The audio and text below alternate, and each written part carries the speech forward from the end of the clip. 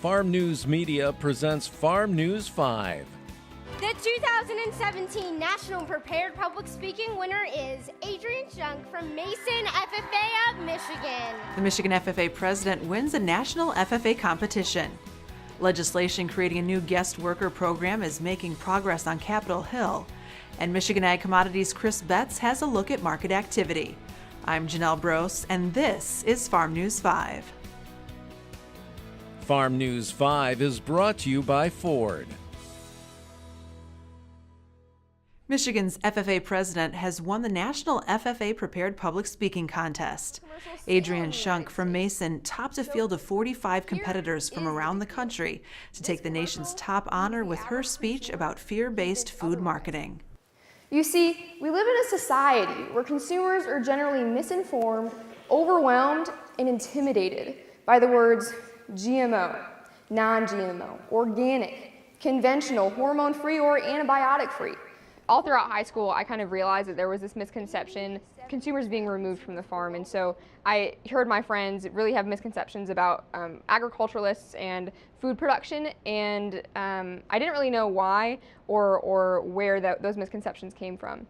And so when I was up talking with a man named Mr. Henry at AgroLiquid, he mentioned fear-based marketing and how it's a tool that's being used.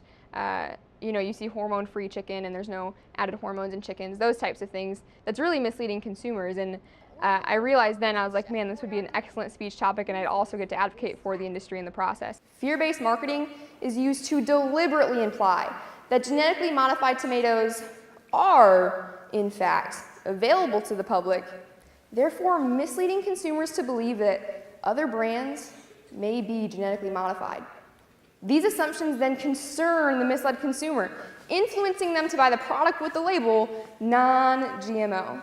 The contest itself wasn't necessarily extremely different from state convention. I mean, you're still writing a 6 to 8 minute speech. You're still getting asked 5 minutes of questions after you present your speech by the judges.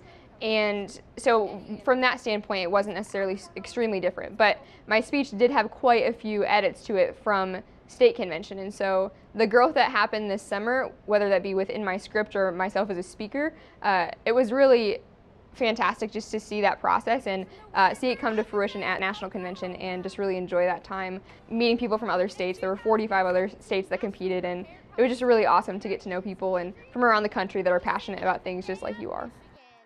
Adrian has been an awesome student to work with over the years, simply because she's so coachable. From when she was a freshman forward, she's always asked, how can I get better? What do I need to do to improve? And was able to take any of those suggestions and actually make change in presentation, and that was pretty rewarding.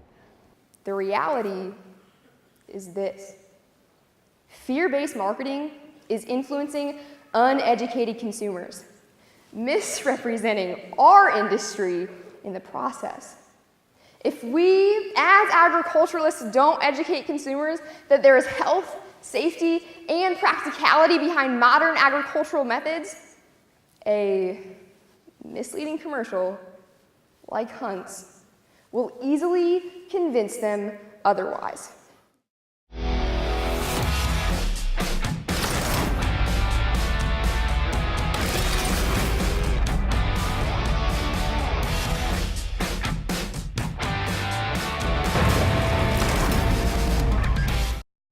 The United States Department of Agriculture is calling on the state to get serious about deer herd population management in Northeast Michigan's Deer Management Unit 452.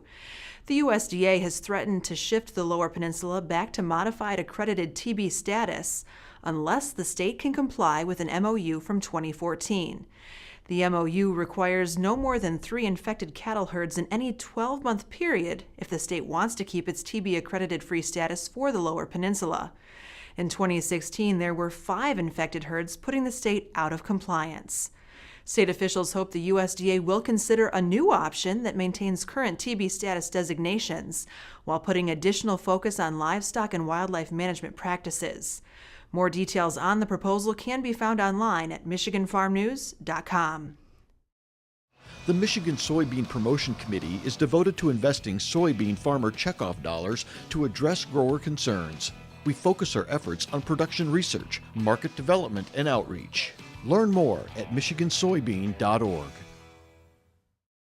Legislation creating a new guest worker program is gaining some traction on Capitol Hill.